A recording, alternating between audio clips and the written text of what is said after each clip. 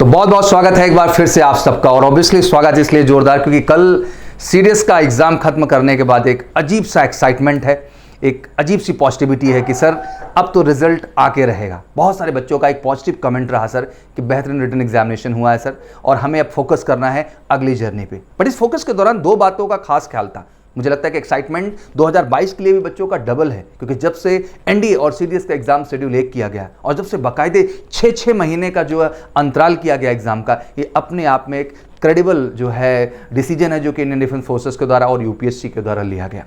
मुझे लगता है कि ये सिस्टम की ज़रूरत बहुत पहले से थी। इस देश में जितना एक्साइटमेंट, जितनी पॉजिटिविटी, जितनी एनर्जी हम 10+2 लेवल की एंट्रीज पे देख रहे हैं और वही सेम एक्सपेक्टेशन हमारी ग्रेजुएट एंट्री पे भी होती है। क्योंकि ट्राई सर्विसेज एंट्री की जब बात करते हैं तो देश में हम दो बेहतरीन एकेडमीज की बात करते हैं या दो विशेष एंट्री की बात करते हैं and that is all about 10+2 level पे एनडीए की हम बात करते हैं, national defence academy tri services की, और ग्रेजुएशन पे हम सीडीएस की बात करते हैं, कंबाइंड डिफेंस सर्विसेज, जो कि अगेन एक ट्राई सर्विसेज के अंतर्गत ही एंट्री है। बट हाँ, इनकी ट्रेनिंग एकेडमीज थोड़ा अलग अलग हो जाती हैं, बट एग्जाम तो कहीं ना कहीं एक ही होता है तीन की तीनों एंट्रीज के लिए, चाहे वो आर्मी के लिए हो, एयरफोर्स के लिए हो या नेवी के लिए हो। और ऑब्वियसली ये बात बहुत इंटरेस्टिंग भी मुझे लगती है कि जब मैं एनडीए के नंबर ऑफ सीट्स को देखता हूं तो 400 सीट नजर आती है और जब मैं सीडीएस के नंबर ऑफ सीट्स की ओर बढ़ता हूं तो 415 सीट मुझे नजर आती है। अगर हम वैकेंसीज की बात करें तो कहीं ना कहीं एनडीए से भी ज़्यादा वैकेंसी हमें सीडीएस में देखने को आती है और हर साल क्रमशः 4 मतलब 830 seat every year for the commission category, जहां अपना लाइफ आप एज ए लेफ्टिनेंट स्टार्ट करते हैं और इंडियन नेवी के अंतर्गत आप एज ए सब लेफ्टिनेंट स्टार्ट करते हैं। बट उसके बावजूद कहीं ना कहीं वो एक्साइटमेंट, वो एनर्जी, वो पॉजिटिविटी कम है। हम बहुत सारे ग्रेजुएशन लेवल पे करियर ऑप्शंस को तलाशते हैं, ये सही है, बट उनमें कहीं ना कहीं सीडीएस एंट्री अपने आप में एक बहुत ही क्रेडिबल ऑप्शन है। तो ऑब्वियसली आज का ये सेशन आपके लिए बहुत कमाल का होने वाला है क्योंकि अब मैं चाहता हूं कि देश में इतनी ही पॉजिटिविटी, क्योंकि ग्रेजुएट बच्चा भी बिल्कुल घबराए ना, क्योंकि फाइनल ईयर के बाद आपके पास बेहतर मौका है, अपीयरिंग से ही आपके पास बेहतर मौका है कंबाइंड डिफेंस सर्विसेज में जाने का। और सबसे गोल्डन बात यह है कि आपके न 10+2 के परसेंटेज से कोई मतलब है, ना आपके ग्रेजुएशन के परसेंटेज से कोई मतलब है तो केवल ये कि वाकई में आप यूपीएससी एग्जाम के लिए कितना तैयार हैं और वाकई में आप फौज के लिए कितना तैयार हैं। क्योंकि कहते हैं दो चीजों का टेस्ट है। अगर यूपीएससी आपके नॉलेज को टेस्ट कर रही है तो फाइनली सर्विस सिलेक्शन बोर्ड आपकी पर्सनैलिटी को टेस्ट कर रहा है। और मुझे लगता है कि जब तक दोनों सेगमेंट पे आप कमाल नहीं होंगे, सफलता कहीं ना कहीं टफ हो जाएगी। तो आज का ये सेशन वाकई में खास होने वाला है क्योंकि मैं हर प्रोस्पेक्ट को, हर चीज को क्लैरिटी के साथ आपके सामने लाऊंगा। और आज मैं पूरी सीडीएस एंट्री को एकेडमिक दृष्टिकोण से भी और कहीं ना कहीं एसएसबी के भी दृष्टिकोण से दोनों तरह से कवर अप करने की कोशिश करूंगा। मोटा मोटा एनालिसिस कर लेते हैं।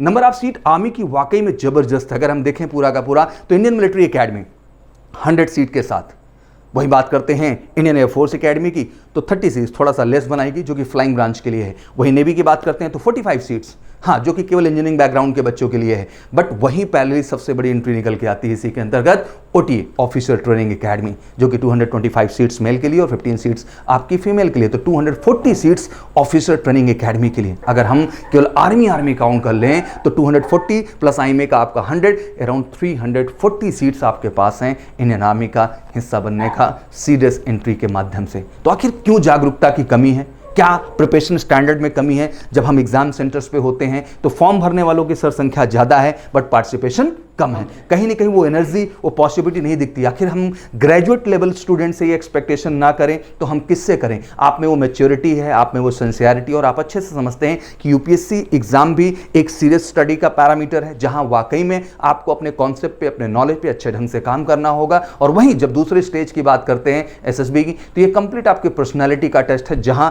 आपको अपने व्यक्तित्व में भी उतने ही सिंसियरिटी के साथ काम करना होगा। और बीइंग अ ग्रेजुएट हम ये एक्सपेक्ट करते हैं कि आप में वो सिंसियरिटी और वो मैच्योरिटी होएगी। नंबर ऑफ सीट्स को जब हम साइड करते हैं तो सर ओवरऑल बच्चों का जहन में कट ऑफ को लेकर बड़ा प्रश्न रहता है और लाजमी भी है। 2018 से लेके आज मैं 2021 तक के प्रेडिक्शन को लेके बैठा हूं कि आखिर कट ऑफ की क्या संभावनाएं होंगी। बट उससे पहले हम क्रमशः सर बढ़ेंगे और एक एक पेपर को समझेंगे। कल 9 to 11 एक अलग तरह का जोश, अलग तरह का पॉजिटिविटी।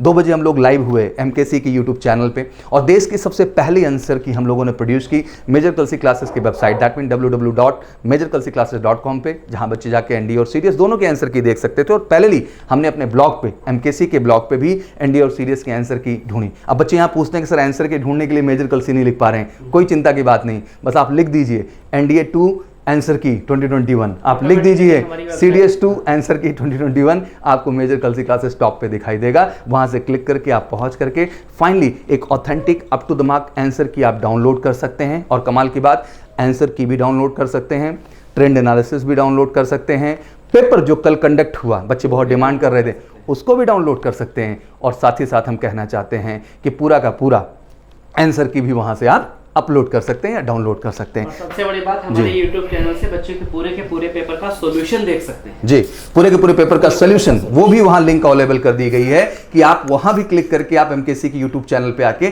पूरा का पूरा सॉल्यूशन देख सकते हैं, एक एक क्वेश्चन की क्लैरिटी ले सकते हैं। बट चलिए, ये तो बात रही आंसर की को समझने को लेके, वीडियो सॉल्यूशन को लेकर के। बट अहम ये है कि वाकई में कल के पेपर में क्या हुआ, वाकई में इंग्लिश का क्या रोल रहा, GS का क्या ओवरऑल, GK का क्या रोल रहा, और मैथमेटिक्स का स्वरूप क्या रहा, और हम चीज़ों को डिटेल तरीके से समझने की कोशिश करेंगे और जल्दी जल्दी आपको एनालिसिस करके बताएंगे कि देखिए कहां से कितने क्वेश्चन बने और वाकई में MKC का रोल इसके अंतर्गत पूरा क्या रहा। और एक पॉजिटिविटी आज पैदा करेंगे कि जो जज्बा NDA के लिए है वही जज्बा हर ग्रेजुएट एस्पिरेंट के अंदर हम CDS को लेकर पैदा करेंगे और उसी ऊर्जा के साथ आपको प्रिपेयर करेंगे। तो सबसे पहले गौरव सर इंग्लिश का पेपर 9 to 11 एक पॉजिटिव एक्साइटमेंट बच्चों के अंतर्गत, तो सर थोड़ा सा ओवरव्यू दें, इंग्लिश का पेपर क्या रहा, कैसे रहा? देखिए, सबसे पहली बात तो ये है कि जो हमारे यहाँ बच्चे पढ़ते हैं, भले ही ऑनलाइन या ऑफलाइन, जी, ये वाला जो पेपर है ये उनके बहुत गुड लक चार्म उनके लिए रहा।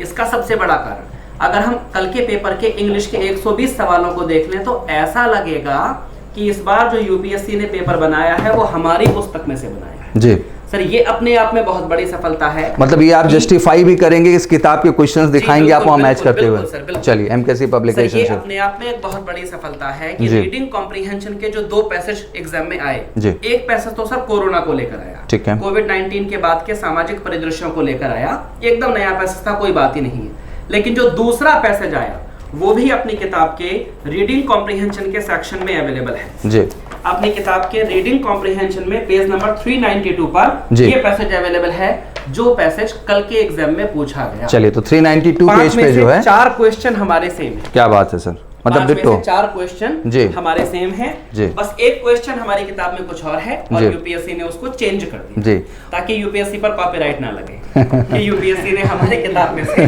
क्वेश्चन पेपर लिए। उसके अलावा सर, जैसे देखिए इस बार प्रीपोजिशन के सवाल एग्जाम में 16 आए जी, 16 मतलब 120 सवालों में से 16 सवाल लगभग 14% हो जाता है एक चैप्टर का जी। और सर पिछली बार के NDA के बिहाफ पर NDA CDS ये दोनों एग्जाम UPSC करवाती है, कहीं ना कहीं दोनों एग्जाम्स के पैटर्न में एक सिमिलरिटी देखने को मिल सकती है। अगर हम 3 साल 4 साल 5 साल के पेपर एनालिसिस करें तो हम प्रिडिक्ट कर सकते हैं कि 10 अप्रैल 2022 को होने वाले NDA के पेपर में क्या आएगा और CDS के पेपर में क्या आएगा।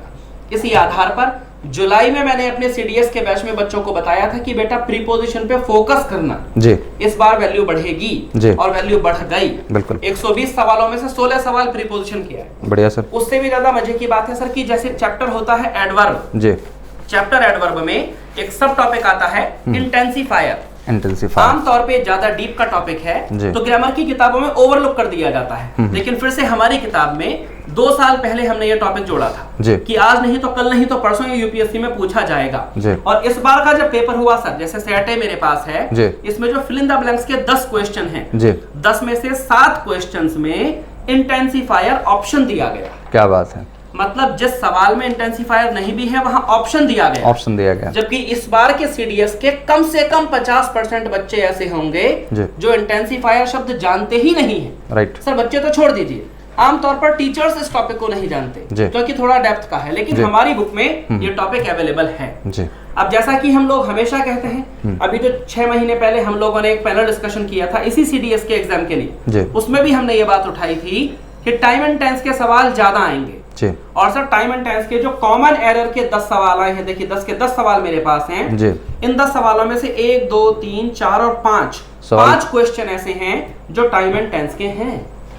10 में से 5 लगभग 50%, मतलब नेट 50% हम कह सकते हैं 50% जी। तो इस बार का जो पेपर है, जो हमारे बच्चे हैं उनके लिए तो एक केक वॉक रहा सर जी, क्योंकि हमारी ही किताबों में से, हमारे ही नोट्स में से ये पेपर बना। अच्छा, UPSC का सर आपने एग्जैक्टली मॉडल पेपर भी बहुत दिया है MKC के YouTube चैनल पे CDS का। आई थिंक ये बड़ा टास्क होता है, शायद बच्चे इस चीज़ को महसूस कर पाए। मैं बड़ा प्राउड फील करता हूँ सर कि 4-4, 5-5, 6-6 घंटे के पेपर होते हैं सर, और कितने फोकस तरीके से एक एक टीचर मेहनत करता है, उन क्वेश्चंस को सामने लाता है और उन मॉडल पेपर में बच्चों को एक्सप्लेन करता है। मैं पूरे देश के हर डिफेंस एस्पिरेंट से कहना चाहता हूँ, बेटा आप खूब स्टडी करो, कहीं से भी स्टडी करो, दैट्स नॉट ए इशू बेटा, बट प्लीज़ एग्जाम से पहले एमकेसी के चैनल पे, यूट्यूब चैनल पे प्लीज़ हर कंपटीशन का आप मॉडल पेपर जरूर देखते जाएं। बिल्कुल सर। जी देखिए, जैसे ये स्टैट मेरे पास है इस समय, इसमें जो कंप्लीशन ऑफ सेंटेंसेस के सवाल हैं, ये बड़े नए टाइप के सवाल हैं। 2021 से ही एग्जाम में जोड़े गए हैं। इस बार केवल सेकंड टाइम ये क्वेश्चन आए हैं। हमने अपने 4 मॉडल पेपर दिए सर, चारों मॉडल पेपर में हमने चीख कर ये बात कही, जो इवन हमने मॉक टेस्ट करवाया था उसमें भी हमने ये बात कही कि कंप्लीशन ऑफ सेंटेंस के सवाल आएंगे, फिर से आएंगे। और सर आए, ये 10 के 10 सवाल कंप्लीशन ऑफ सेंटेंस के सवाल हैं। कंप्लीशन ऑफ सेंटेंस के सवाल कंजंक्शन बेस्ड जो होते हैं, हमारे मॉक टेस्ट को अगर आप दिखाएंगे, ये बच्चे लोग उसको देखेंगे, जिन्होंने देखा है वो तो जानते ही हैं, जिन्होंने नहीं देखा अगर वो उसको देखेंगे तो उन्हें पता चलेगा। हमने भी अपने मॉक टेस्ट में 10 सवाल सेंटेंस कंप्लीशन के बेस्ड ऑन कंजंक्शन दिए और उसी टाइप के सवाल रिपीट हुए हैं सर। मतलब पॉजिटिवली हम ये चीज कह सकते हैं सर कि कहीं ना कहीं बच्चा अगर एमकेसी की बुक ले रहा है, कहीं ना कहीं वो हमारे यूट्यूब चैनल पे अगर हमारे मॉडल पेपर के थ्रू जा रहा है या हमारे ऑनलाइन ऑफलाइन किसी भी प्रोग्राम का हिस्सा है, तो हम उसको इस लेवल पे सीरियस में प्रिपेयर कर सकते हैं, उसकी सफलता की प्रतिशतता एश्योर्ड हो जाती है। क्या बात है सर। अभी जैसे 10 अप्रैल को एग्जाम होने वाला है जी, इस समय जो बच्चे हमारे पास आ जाएंगे 15-20 नवंबर के अंदर यहाँ आकर अपनी पढ़ाई शुरू कर देंगे सर, उसमें से 50% बच्चा मिनिमम 10 अप्रैल वाले बैच के दिन रिटन पास करेगा। क्या बात है सर, निश्चित तौर पर। And I think this is the expectation from every prospect sir, क्योंकि असल बात तो यही है कि हम इस लेवल का स्टैंडर्ड दें, प्रिपरेशन दें कि जो रिजल्ट्स क्रिएट करे। तो मैं सारे ग्रेजुएट एस्पिरेंट को एश्योर करना चाहता हूं कि we are talking about the result, और हमारे एनालिसिस हैं। हम NDA, CDS, air force mix batches नहीं पढ़ाते हैं, वी आर वेरी स्पेसिफिक। अगर हम आज सीरियस की बात कर रहे हैं तो हम सीरियस की बात करो, सीरियस स्पेशल बैचेस की बात कर रहे हैं। हमारे टीचर्स स्पेसिफिक है जी। जैसे सीडीएस के बैच की इंग्लिश है तो मैं जनरली दूसरे बैचेस नहीं लेता जी। तो ये बहुत बड़ी बात है कि रिसर्च करने के मौके और टाइम मिलते हैं। राइट सर, क्योंकि मुझे लगता है कि ग्रेजुएशन एंट्री को सर हल्के में लेने की बिल्कुल जरूरत नहीं सर। एनडीए से भी बहुत अच्छी स्ट्रांग वैकेंसी है, स्टैंडर्ड है, कुछ लोग उसमें कम एंथुसियास्टिक हैं, ये थोड़ा सा issue. Very right sir, very right sir. को आपके मोटिवेशन की जरूरत है। नहीं, मैं सर इस चीज को लेता हूं, लेवल पर आने के बावजूद भी वर्दी पहनने के सपने में जोश के साथ लगे। बहुत बढ़िया सर, इंग्लिश का एक सटीक एनालिसिस आपने दिया और बहुत सारी बातें क्लियर की मुझे प्रॉपर ढंग से। बट साथ ही साथ बच्चों, मैं ऐड भी करना चाहता हूँ एक चीज की, जैसे अभी आप लोगों को कट ऑफ को लेकर चिंता बहुत ज्यादा रहती है। मैं मोटा मोटा एक आंकड़ा आपको बैक रिकॉर्ड का दे देता हूं कि आखिर इससे पहले 2018 में क्या स्थिति रही, 2019 में क्या स्थिति रही और 2020 में। 2018 की बात करता हूं मैं फर्स्ट की, तो ध्यान रखिएगा आईएमए का जो उस समय रिटर्न का कट ऑफ गया वो 118 गया, इंडियन नेवल एकेडमी का 98 गया, एयरफोर्स एकेडमी का 138 गया। वहीं जब हम ओटीए मेन की बात करते हैं तो 69 सबसे लोएस्ट कट ऑफ मुझे लगता है कि 2018 का रहा, एंड ओटीए वीमेन का जो कट ऑफ गया वो 69 का गया। तो आप ऐसे मोटा मोटा एनालाइज कर लें, क्योंकि आपको पता है कि ओटीए के पेपर में आपको अर्थमेटिक नहीं पार्टिसिपेट करना है, दैट मीन आप केवल इंग्लिश और जीएस सेक्शन में जो है अपीयर होते हैं। तो लाजमी सी बात है 100 200 मार्क्स होते हैं, उसमें केवल 69 का कट ऑफ गया था। बट अब ऐसा नहीं कि ये स्थिति तत्कालिक में है, 2021 में बहुत कुछ बदलता हुआ दिखाई देगा। और सर एक पॉजिटिव बात ही मैं आपको कहूँ कि अब पार्टिसिपेशन लेवल बच्चों का बढ़ा भी है, जैसे हम पहले से एनालाइज करें, now participation level is really increasing, this बहुत अच्छे से सर इंक्रीज किया हुआ है। अच्छा, एक बड़ी इंटरेस्टिंग बात हो जाती है जब मैं सीडीएस के पेपर को डिस्कस करता हूँ तो पैनल कितना खूबसूरत होता है।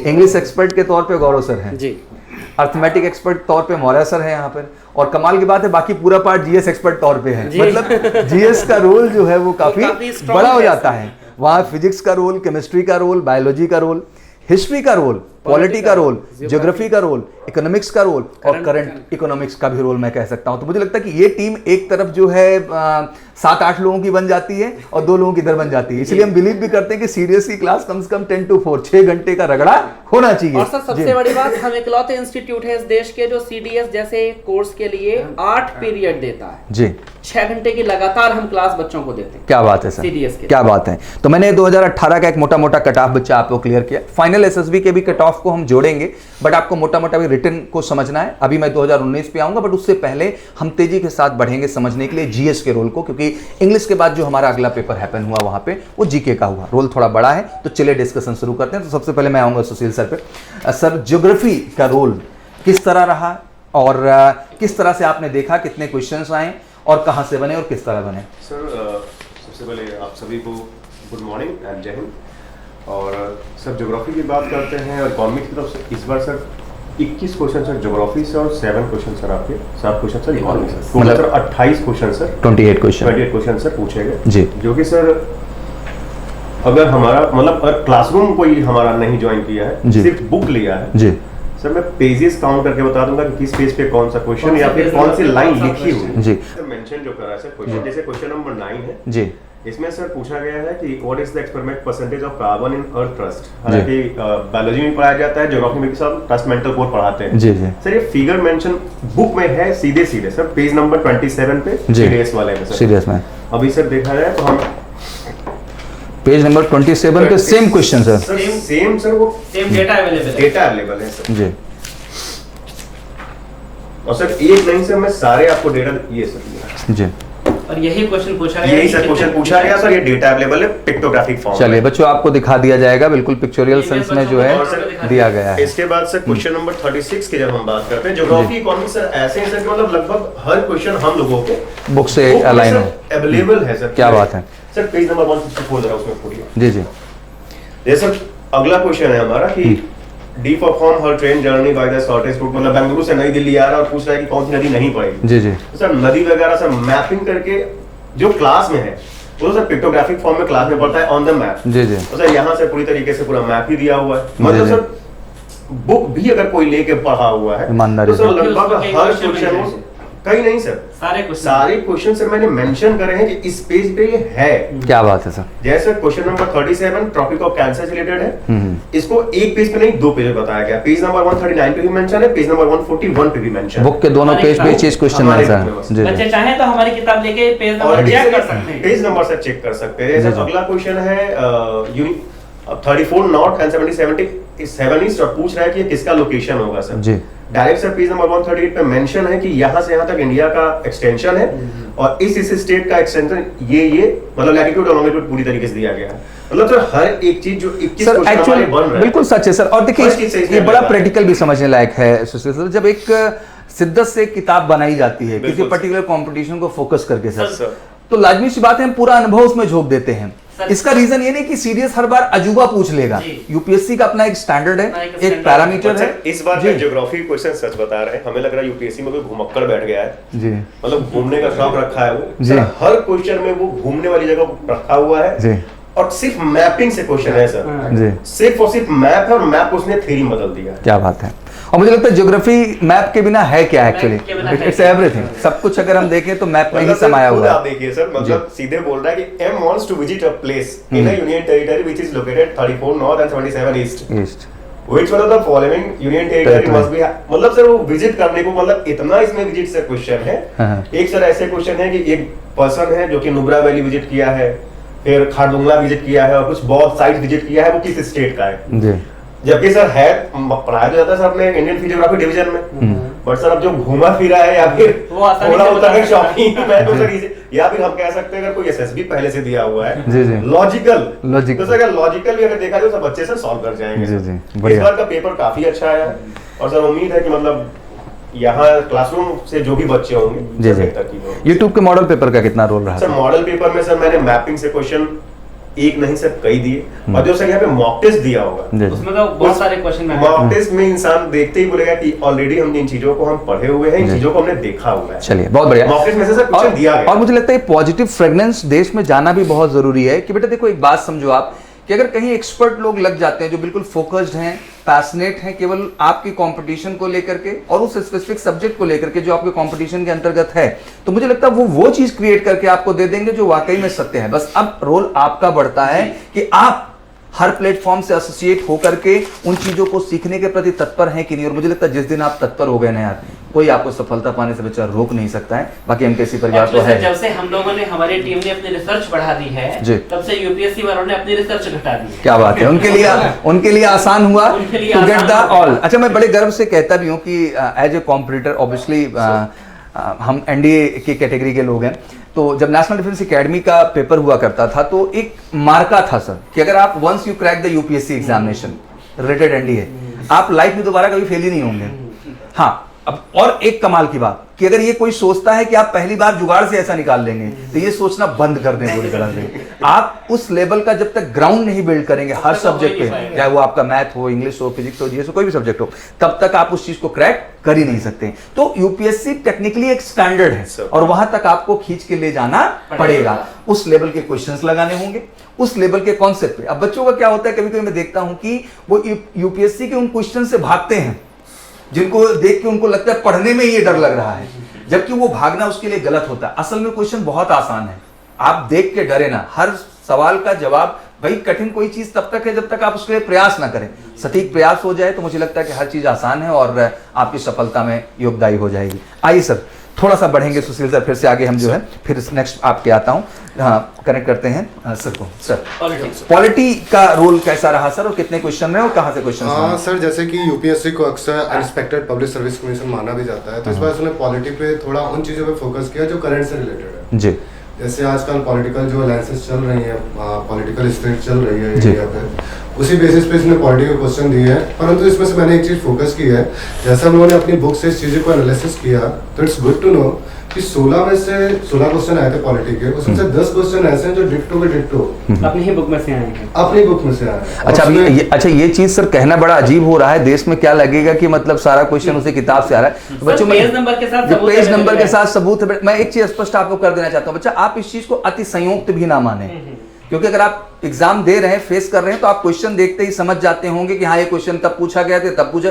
तो ऐसा कुछ अजूबा नहीं है बेटा। और जहां 10-15 साल की टीम बैठी हो और उसका वो रिसर्च हो, तो आप समझ सकते हैं कि कितने अनुभव से उस कलेक्शंस को जनरेट करते हैं और बनाते हैं स्पेसिफिक आपके एग्जाम के लिए। तो यार वो हो ही जाता है, जाएंगे कहाँ भाग के। आज मैं गर्व से जैसे कहता हूँ कि आज जो एनडीए के कलेक्शन हैं अपने बुक्स के, चाहे वो मैथ्स के हो, फिजिक्स के, इंग्लिश के, 100% श्योर शॉर्ट क्वेश्चन किताब के हम इसको ठोक के बोलते हैं, पेज वाइज, क्वेश्चन वाइज एक एक चीज डिफाइन कर देंगे। किस दम पे? क्योंकि कहीं ना कहीं जो R&D टीम रही है, आज अगर 100 लोगों की टीम रिसर्च करके किसी चीज को बना रही है, तो लाजमी सी बात है वो पूरा अपना निचोड़ डाल रहे हैं। और आईटी, पीएमटी, इस तरह के कंपटीशन में हमेशा बड़ी बड़ी टीमें रही काम करने के लिए, बट डिफेंस के लिए वो टीम कभी नहीं रही। तो अब मुझे लगता है कि एमकेसी ने वो टीम खड़ी की और हम सब ने प्रयास किया और फाइनली वो चीज आज निकल के आई है जो बच्चों को मदद करेगी। सर जैसा आपने कहा ना कि हम लोग रिसर्च एंड डेवलपमेंट करते हैं इस फील्ड में, तो शायद ये रिसर्च का ही नतीजा है, क्योंकि हम लोग हर साल का ट्रेंड देखते हैं कि यूपीएससी किस तरह के क्वेश्चन को पूछती है, वो किस तरह से टॉपिक्स को फोकस करती है करंट से रिलेट करके। शायद उसी का नतीजा है कि लास्ट ईयर जो भी हर साल हम लोग की बुक अपडेट होती है आफ्टर द एग्जाम,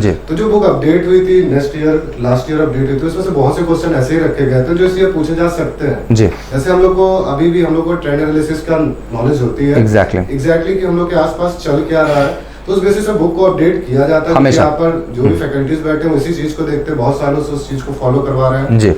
तो उसी का नतीजा, जैसे कि मैंने कहा कि सर इसमें बहुत से क्वेश्चन ऐसे जो हमारी बुक से ही आए हैं, और जो बाकी क्वेश्चन मैंने 6 क्वेश्चन बचे हैं, वो 6 क्वेश्चन ऐसे हैं जो 2-3 टॉपिक्स में कंबाइन करके पूछा उन्होंने, क्योंकि यूपीएससी में अक्सर स्टेटमेंट वाले क्वेश्चन आते हैं।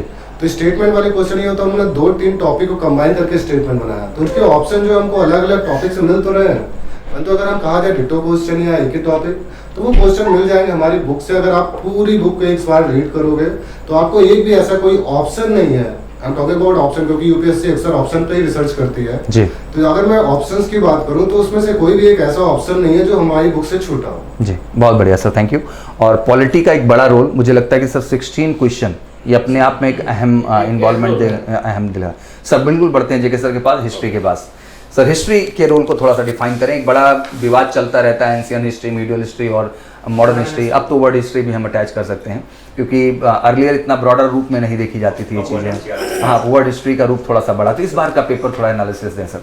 थैंक यू सर, और सभी बच्चों को गुड मॉर्निंग, जय हिंद। ये मैं बताना चाहता हूँ कि जो ट्रेंड उसका रहा है हिस्ट्री में जी, और बेहतरीन ट्रेंड रहा है कि किसी पार्ट को उसने छोड़ा नहीं। क्या बात है, हर पार्ट से उसने क्वेश्चन उठाया और बेहतरीन क्वेश्चन उठाया जी। कुछ नए नए क्वेश्चन भी उठाने का प्रयास किया, और इसमें देखा गया है कि मैक्सिमम क्वेश्चन अगर 22 क्वेश्चन पे देखें, उनमें से ये हम कह सकते हैं कि कुछ मिसलेनियस 3 क्वेश्चन जी। उसके अलावा और क्वेश्चन, जैसे क्वेश्चन पूछा है कि आपका एंशिएंट से जी 3 क्वेश्चन, 4 क्वेश्चन जी। 4 क्वेश्चन में से 3 क्वेश्चन टीटो अपनी बुक से है। क्या बात है सर। और वो आपको पेज नंबर के अनुसार दिखाया जा सकता है। फॉर एग्जांपल क्वेश्चन नंबर 30 है, पेज नंबर 27, ये 41 क्वेश्चन नहीं, अपने क्वेश्चन जो पूछा गया है 41 क्वेश्चन यानी ये सीरीज का जी। और उसमें क्वेश्चन नंबर 30 अपने बुक का है और पेज नंबर 27 जी। प्रश्न क्या है? प्रयाग प्रशस्ति के बारे में पूछा है जी। कि किसकी अचीवमेंट के बारे में जानकारी मिलती है जी। तो ये क्वेश्चन, फिर एक और क्वेश्चन है आपका 42 क्वेश्चन सेल्फ रेस्पेक्ट मूवमेंट कि किसने शुरू किया है। हाँ, सेल्फ रेस्पेक्ट मूवमेंट तो जो है आज पेपर में भी पढ़ने को मिला सुबह। किसने शुरू किया सर वैसे? E V Ramaswamy. अच्छा, ई वी रामास्वामी नायकर, जो आज हमारे यूपी में भी बहुत नायकर बहुत प्रचलित है। जी जी। यानी पेरियार के नाम से जाने जाते हैं। जी जी जी। अच्छा। तो पेरियार मायावती का बहुत आदर्श व्यक्ति माना जी जी जी जी। तो इसमें इन्होंने 1925 में जी। हालांकि महात्मा गांधी से एसोसिएट रहे थे जी जी। लेकिन बाद में इन्होंने अपना सेल्फ रेस्पेक्ट मूवमेंट चलाया और एक बुक भी लिखी थी उन्होंने। अच्छा वो सच्ची रामायण बुक लिखी अच्छा। और उसमें पर्सनालिटी विशेष को ज्यादा ध्यान दिया था, यानी एक आम व्यक्ति को दर्शाने का प्रयास किया था, कोई पौराणिक राम की नहीं। जी जी। क्योंकि शेड्यूल कास्ट से बिलोंग करते थे। जी जी जी। इसलिए इन्होंने इस मूवमेंट को बढ़ाया, सेल्फ रेस्पेक्ट बढ़ाया। जी जी, बहुत बढ़िया सर। और मॉडर्न का कैसा रोल रहा सर? मॉडर्न में भी आपको 8 क्वेश्चन पूछे जी और उसका स्टैंडर्ड अपना रहा। अच्छा। और हर सेगमेंट से क्वेश्चन पूछने का प्रयास किया है। फॉर एग्जांपल आप देख लीजिए कि विशेष रूप से गांधीयन एरा से तो क्वेश्चन उनको पूछना ही पूछना जी। गांधी को कहीं छोड़ नहीं सकते हैं। जी जी। तो गांधी से पूछे हैं उनके यानी फर्स्ट अपीयरेंस के बारे में पूछे। तो ये भी क्वेश्चन ऐसे है कि इनके फर्स्ट अपीयरेंस के बारे में पहले ही बता दिया जाता है कि वास्तव में जब रिटर्न हुए साउथ अफ्रीका से 21 ईयर के बाद जी। तो फर्स्ट अपीयरेंस इनका कहाँ रहा था। BHU की स्थापना हुई थी और उसी में पहली बार इन्होंने हिंदी में स्पीच किया था। क्या बात। तो ये इम्पोर्टेंट क्वेश्चन रहता है पढ़ाते वक्त भी और बुक को ये कोरिलेट करके बताने का। बहुत बढ़िया सर। वर्ड हिस्ट्री का रोल कैसा रहा जी? सर वर्ड हिस्ट्री में सर ऐसे बिल्कुल समझ लीजिए कि ये बहुत ज्यादा नहीं जी। हाँ 2 क्वेश्चन भी पूछे गए हैं तो बुक से रिलेटेड क्वेश्चन। अच्छा। किसी रिवोल्यूशन से क्वेश्चन कुछ नहीं है। हाँ एक हम कह सकते हैं कि एक जो क्वेश्चन पूछा है यानी शटल लूम के बारे में वो क्वेश्चन आपको इंडस्ट्रियल रिवोल्यूशन से है और फ्रेंच रिवोल्यूशन से कोरिलेट करके हम ये रूसो के एक बुक को रख सकते हैं अलग से। और एक बुक जो आया है बहुत पहले उसकी लिखी गई थी वो आपको 1992 में लिखी गई थी और एक जापानी व्यक्ति हैं जो आपको रहते हैं अमेरिका में, उन्होंने आपको उस बुक को लिखा तो उसको हम एक्सक्लूड भी कर सकते हैं, हमारे सब्जेक्ट से एक्सक्लूड भी किया। चलिए, बहुत बढ़िया सर, थैंक यू, कमाल का एनालिसिस आपने दिया, थैंक यू सो मच। मैंने हिस्ट्री की यात्रा तय कर ली, पॉलिटी हो गया, ज्योग्राफी हो गया, अब आते हैं मेजरली करंट पे। कल मैंने सुना करंट के 23 question, I think again a vital role, history को भी लीड कर गया, ज्योग्राफी को भी लीड कर गया और पॉलिटी इकोनॉमिक्स तो लीड करेगा ही करेगा। वो करंट का रोल हर साल हम देख रहे हैं कि बढ़ता भी जा रहा है और एक जो है स्टेबिलिटी भी देखने को आ रही है कि ऐसा नहीं कि फ्लैक्चुएशन बहुत ज़्यादा हो जा रहा है। तो क्या रहा करंट, किस तरह के क्वेश्चन बने और कहाँ से चीज़ें पूछी गई और क्या कह सकते हैं आप करंट के विषय में ओवरऑल? जैसे सर 23 क्वेश्चन तो काफी डिसाइडिंग फैक्टर हो जाएगा किसी भी एग्जामिनेशन को लेके, और करंट का खास तौर पर रोल इसलिए कि उसके ब्रांचेस जो है हर सब्जेक्ट तक कहीं ना कहीं फैली हुई है। आपका ज्योग्राफी से रिलेटेड है, इकोनॉमिक्स से रिलेटेड है, तो उसको पढ़ना काफी इंपॉर्टेंट इसलिए हो जाता है कि इस बार खास तौर पर ये बात भी देखी गई कि जो पिछले क्वेश्चन पेपर आते थे उसमें 6 महीने के पहले क्वेश्चन पूछे जाते थे, इस बार के क्वेश्चन करीब 8 महीने पहले तक के भी पूछे गए। लाइक मार्च का एक क्वेश्चन था कि जो हम लोगों को गांधी पीस प्राइज अवार्ड था जो 2020 में गवर्नमेंट डिसाइड किया था मार्च में, उसके क्वेश्चन था इस क्वेश्चन पेपर में पूछे गए। तो इस बार काफी इंपॉर्टेंट था, डिसाइडिंग फैक्टर था और क्वेश्चन के लेवल जो थे वो काफी नॉर्मल लेवल के क्वेश्चंस थे, बहुत एवरेज नहीं थे। वन लाइनर क्वेश्चन आ रहे थे, लास्ट टाइम की तरह ज्यादा ट्विस्ट नहीं किया गया था इसको, वन लाइनर क्वेश्चन थे, सिंपल से क्वेश्चन थे। और अगर बुक्स की बात करें तो बुक नहीं, अगर हम मैगजीन्स की बात करें जो करंट अफेयर की हमारी मैगजीन्स आती है उससे डायरेक्टली जो क्वेश्चन पेपर हम लोग लास्ट में टॉपिक के लास्ट में देते हैं उससे मैक्सिमम क्वेश्चंस आए हैं। खास तौर पर अगर यूट्यूब वीडियो उठा लें, टोक्यो ओलंपिक्स हम लोग ने स्पेसिफिक वीडियो निकाला था टोक्यो ओलंपिक्स से, उससे डायरेक्टली 2 क्वेश्चन आ गए, नॉन स्टॉप 2 क्वेश्चन हमारे first Indian women to win Olympic medal in Olympics, वो question number 118 set A of CDS and question number 119 Russian Federation का। ये जो 2 क्वेश्चन है डायरेक्टली नॉन स्टॉप 2 क्वेश्चन है हमारी एक ही वीडियो से निकल के आए हैं। और जो हमारी करंट अफेयर क्लासेस चल रही है उसमें लास्ट में हर टॉपिक को हाईलाइट किया जाता है। मैक्सिमम क्वेश्चन अगर 23 में से बात करें तो 17 to 18 क्वेश्चन हमारी क्लास से डायरेक्टली आए हैं। और क्लास की बात भी ना करें तो अगर यूट्यूब पे जो हम लोग वीकली वीडियोस देते हैं काफी ज्यादा क्वेश्चन या तो उसमें as a question format cover किए गए हैं या फिर डायरेक्टली इस टॉपिक को ब्रीफ में पढ़ाया गया है। सर का ये आइडेंटिफाई करना है कि हमारा वीकली डिफेंस अपडेट आता है, तो प्लीज आप लोग ध्यान रखें जितने भी हमारे स्पेशली एनडीए सीडीएस के बच्चे हैं कि आपके लिए वो बहुत इंपॉर्टेंट सेशन होता है यूट्यूब पर, और प्लीज उसको आप अटेंड करें, बिकॉज अगर वो भी आप कंटिन्यूस 8 महीने का वीडियो लेक्चर देखते जा रहे हैं और उनके अनुसार अपने नोट्स और क्वेश्चंस आप तैयार करते जा रहे हैं, तो मुझे लगता है कि 100% आपके कलेक्शंस क्वेश्चन के वही होंगे, क्योंकि वो स्पेसिफिक इसके लिए किसी और कंपटीशन के लिए नहीं है। तो प्लीज यूट्यूब पे भी ध्यान दें। बाकी तो सर ऑनलाइन और ऑफलाइन बच्चों के लिए हम लगातार अपने एमकेसी लर्निंग ऐप पे तो करंट की क्लास चला ही रहे हैं, जहां हम हर वीक उनसे भी डिस्कस करते हैं उन सारे टॉपिक्स को और उनके क्वेश्चन कलेक्शंस को जो उनको मदद करेंगे। तो फाइनली हम ये कह सकते हैं कि सर जितना भी सेशन रहा करंट का वो काफी उपयोगी रहा। बस अब दिमाग में अब ये ना रखें कि 6 मंथ तक का ही दायरा है, हाँ। ये दायरा बढ़ाया और घटाया भी जा सकता है। तो मुझे लगता है 1 ईयर तो आपको हमेशा रेडी रहना चाहिए, लेके चलना चाहिए आपके जहन, एक कॉम्पिटिटिव तौर पे भी ये जानना आपके लिए जरूरी है। Thank you so much sir. Chemistry biology, I think पहले 2 नंबर आप क्वेश्चंस पे हम जाएंगे। केमिस्ट्री बायोलॉजी के कितने क्वेश्चन रहे मैम? सर पहले तो जय हिंद कहूंगी मैं सारे बच्चों को। केमिस्ट्री और बायोलॉजी की अगर हम बात करें तो केमिस्ट्री और बायोलॉजी का टोटल मिलाकर 20 क्वेश्चन जो हैं वो आए हुए हैं, जिसमें से 11 क्वेश्चन केमिस्ट्री के हैं और 9 क्वेश्चन हैं बायोलॉजी के।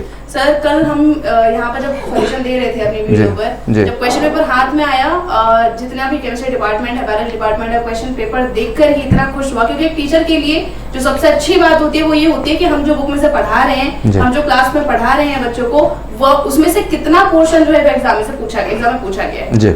अब मैं अगर सबसे पहले केमिस्ट्री की तरफ चलते हैं। केमिस्ट्री में अगर हम बात करें तो टोटल 11 क्वेश्चन आए हुए हैं और इन 11 क्वेश्चन में से 4 question acid base and salt वाला चैप्टर है। बच्चे हमेशा क्लास में पूछते हैं कि मैम कौन सा चैप्टर ऐसा है जिसमें हम सबसे ज्यादा फोकस करें, जिसमें सबसे ज्यादा क्वेश्चन बनते हैं। हम हमेशा क्लास में बताते हैं, कई बार बताया कि भाई एसिड बेस एंड सॉल्ट पढ़ के चले जाओ, मैक्सिमम क्वेश्चंस में से मिलेंगे और मैक्सिमम क्वेश्चन इस पेपर में भी एसिड बेस एंड सॉल्ट में से आए हैं। लगभग 4 क्वेश्चन 11 में से उसमें पूछे गए हैं। मेटल नॉन मेटल का चैप्टर हमें हमेशा इंपॉर्टेंट बताते हैं। मॉडल टेस्ट पेपर में कई बार जब पेपर रिलीज करते हैं मॉडल टेस्ट पेपर, तो उसके अंदर ही metal and non metal question लोग ज्यादा डालते हैं। 3 क्वेश्चन मेटल नॉन मेटल में से पूछे गए हैं, 2 question carbon and it's allotropes में पूछे गए हैं और बाकी एक क्वेश्चन पूछा गया केमिकल रिएक्शन और जनरल केमिस्ट्री में से, केमिस्ट्री नेगेटिव। मतलब जो इम्पोर्टेंट चैप्टर हम क्लास में हमेशा बताते हैं बच्चों को कि इनको चैप्टर्स को करने से आप केमिस्ट्री को 100% स्कोर कर सकते हैं। डिट्टो वही चैप्टर्स आपके एग्जाम में पूछे गए। फिर हम चलते हैं क्वेश्चंस की ओर। अगर हम क्वेश्चन को देखें तो 11 में से 8 क्वेश्चन जो है वो एज इट इज पूछे गए। मैं पूरे 11 के 11 क्वेश्चंस की बात नहीं करूंगी क्योंकि एग्जैक्टली डिट्टो क्वेश्चन हमेशा नहीं पूछे जाते हैं, लेकिन 11 में से 8 क्वेश्चन डिट्टो हैं और बाकी 3 क्वेश्चन जो है वो लाइनर्स हैं, मतलब हमारी कॉन्सेप्ट समझ लेंगे।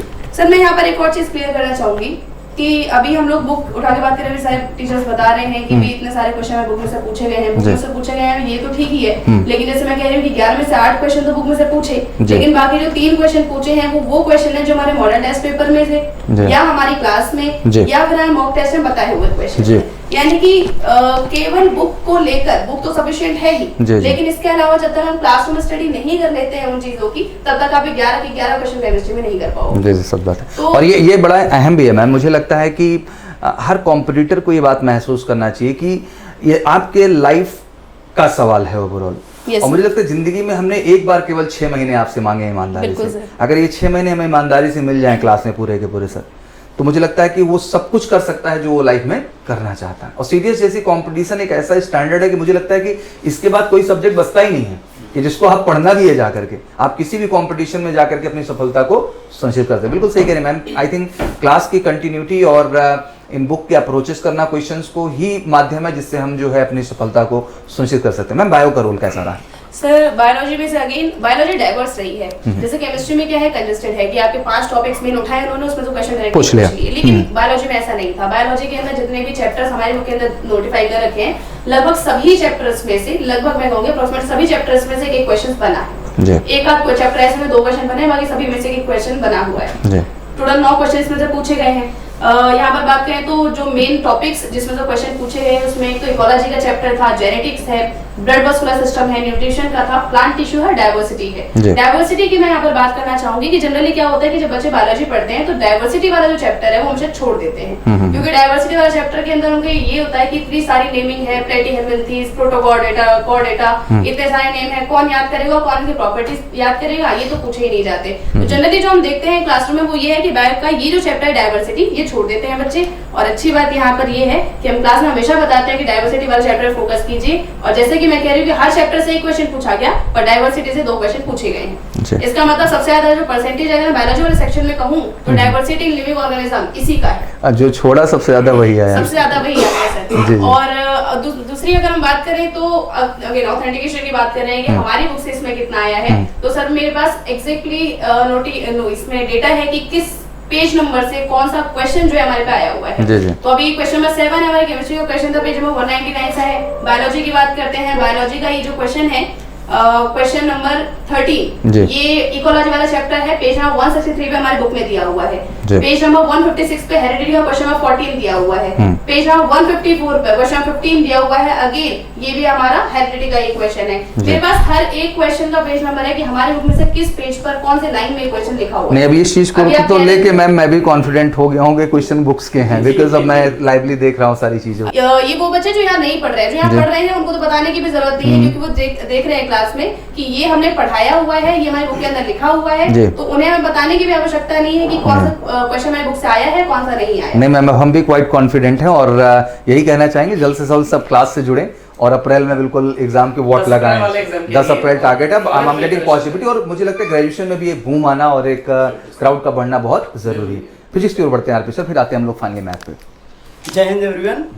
सर अगर फिजिक्स की बात करें तो फिजिक्स में सबसे महत्वपूर्ण बात ये होती है कि फिजिक्स बड़ा ब्रॉड सब्जेक्ट है जी। और ब्रॉड सब्जेक्ट है। एनडीए और सीडीएस एग्जाम की कंपैरेटिव एनालिसिस करें तो हमको ये पता चलता है कि एनडीए में इसका वेटेज ज्यादा है और सीडीएस में कम है, और इस बात को ध्यान में रखते हुए ये बड़ा महत्वपूर्ण हो जाता है कि हम क्या पढ़ने से ज्यादा क्या ना पढ़ना बड़ा महत्वपूर्ण हो जाता है। बड़ा अहम है। और सबसे अच्छी बात हमारे बुक की ये रही है सर कि हमने जिस रेशियो में अपना कंटेंट डाला है, जिस रेशियो में हमने अपनी प्रॉब्लम्स डाली हैं, क्लास नोट्स में जिस डेप्थ में हमने टॉपिक को पढ़ाया है, अगर हम ट्रेंड एनालिसिस अभी पेपर पे उठा के देखें तो सेम उसी रेशियो में क्वेश्चन पूछे गए हैं। इसका मतलब हम बहुत एग्जाम ओरिएंटेड अप्रोच को यूज कर रहे हैं और जो बच्चों के selection of point of view से बहुत महत्वपूर्ण हो जाता है। अच्छा राजवीर सर, लोगों को बच्चों को डर भी रहता है क्योंकि फिजिक्स एक ग्रेजुएट बच्चे के लिए थोड़ा हवा हो जाता है, अर्थमेटिक तक तो संभालने की कोशिश करता है, बहरहाल उससे भी डरता है वो टेक्निकली, इसलिए ओटी की तरफ भाग जाता है। बट जो है अब ओटी की तरफ भाग क्या जाता है सर, हमारे पास सीडीएस के फॉर्म को भरते समय ऑप्शंस होते हैं कि आप प्रायोरिटी लिस्ट तय कर लीजिए।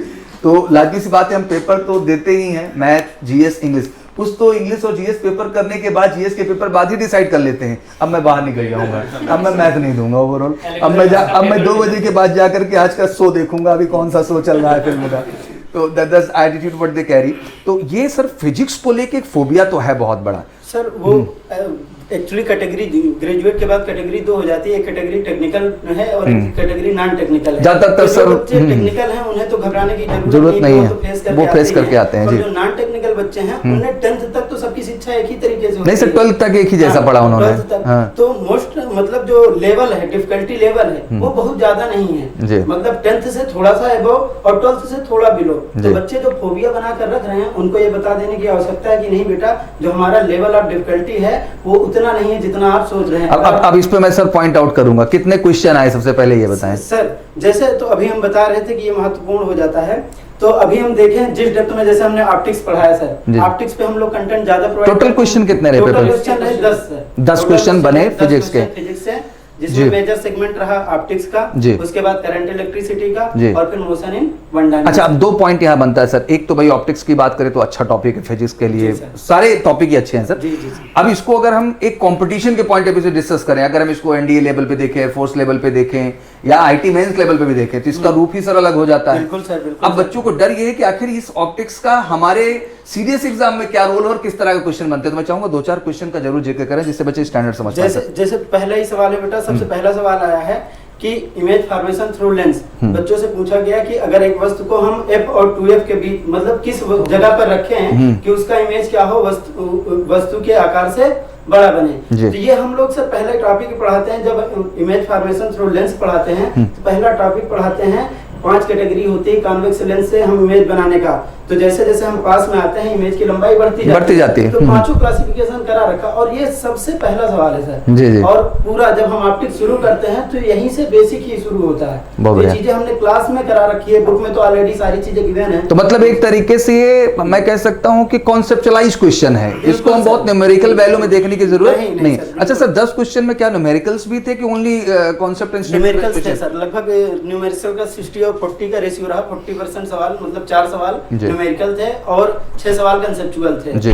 ठीक सर, तो ये है। और बाकी मोशन इन 1 डायमेंशन जैसे हमने पढ़ा रखा है क्लास का सर। जैसे अभी बुक की बात कर रहे थे, बुक में क्वेश्चन नंबर 4 जाके देखे तो सेम सवाल दे रखा है। हालांकि जो बुक में तो सारी चीजें अवेलेबल ही है। बुक से नोट्स बनाने का महत्व ये हो जाता है कि हम बुक से भी क्या रिफाइंड चीजें निकाल के बच्चों को प्रोवाइड कर रहे हैं। और ये वो बच्चा समझ पाएगा जो हमारे क्लासरूम प्रोग्राम से जुड़ा है, क्योंकि उसको पता है कि भाई इतनी मोटी किताब से हम और कितना रिफाइंड मटेरियल निकाल के पढ़ें। बिल्कुल सही बात है। हमारा टाइम एफिशिएंट आउटपुट आता है। तो ये चीजें सर क्लास में एग्जैक्ट फार्मूले और उस फार्मूलों पे सवाल करा रखे हैं। जी जी। तो जो बच्चा हमारे क्लासरूम प्रोग्राम से जुड़ा है, जो हमारे यहाँ बैठ के नोट्स लिख रहा है, उस बच्चे को पता है कि सेम वहीं से सारी चीजें आ रखी हैं। और बुक में तो सारी चीजें दे ही रखी हैं। जैसे क्वेश्चन नंबर 4 है सर, करंट इलेक्ट्रिसिटी का। डायरेक्ट हम लोग ये फार्मूला लगाते हैं, R बराबर रो एल अपान है। सवाल दे रखा है कि एक तार है, तार की लंबाई आधी कर दिया जाए तो उसमें बहने वाली जो करंट होगी कितनी हो जाएगी। तो हमने पढ़ा रखा है कि R बराबर क्या है, रो एल अपान है। अगर लंबाई क्या करेंगे, आधी कर देंगे तो रेजिस्टेंस